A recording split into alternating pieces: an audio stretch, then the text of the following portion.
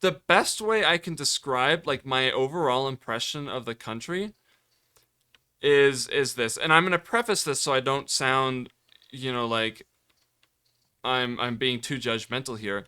Like America, there's a shit ton of inequality in America. Like the inequality between the lower class and the upper class in America is massive.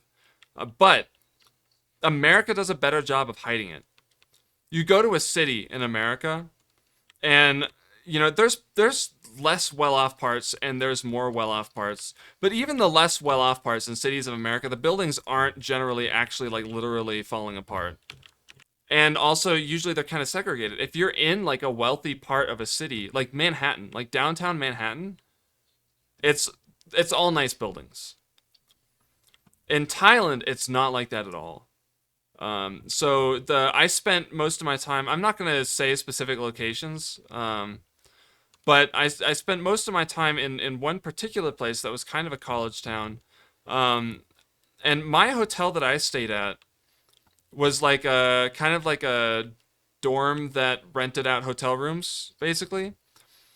And it was pretty nice. I would say like there's some things you could tell that were kind of like, oh, okay, that's not like it had those old fluorescent bulbs that like flickered for 10 seconds before they turned on, you know? Um, Yep.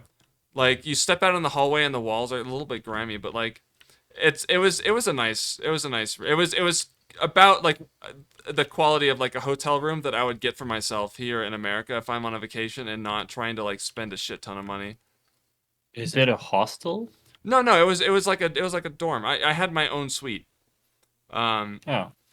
it was pretty solid, but um every day I'd go in to where I was going, where I was working. And then at the end of the day, somebody would drive me home or back to my hotel. And on that drive home, we passed by like there's a lot of buildings in Thailand that are like apartment buildings or like some kind of like like apartment buildings. And that are like basically just kind of falling apart.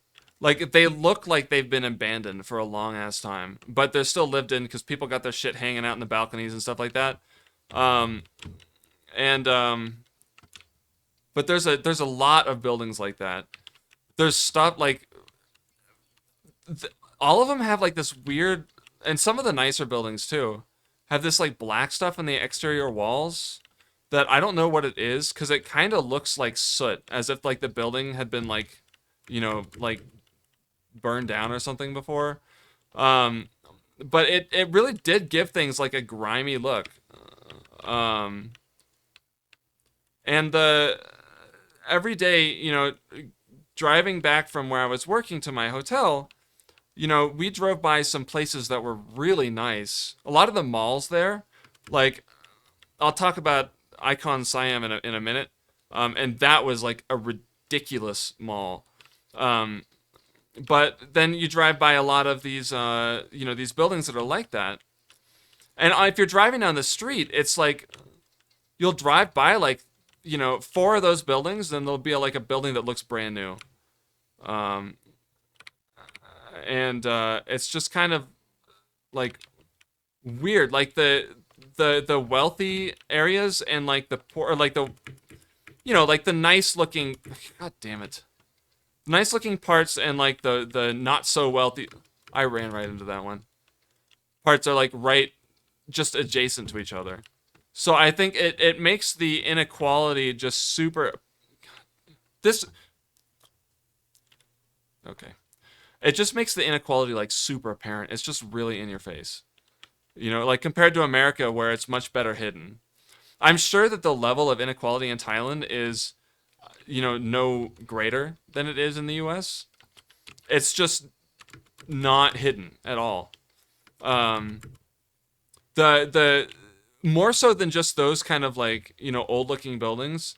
On the drive back to my hotel every day, we would pass by this. It was some kind of housing complex, like a condo complex, you know. And there was a big sign in front that said "U House," And it was like so it was like a proper like housing unit.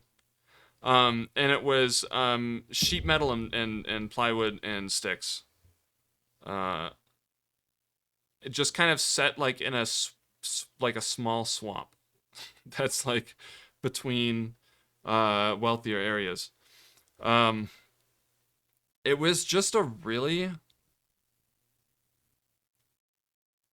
like I don't know, like it's just weird.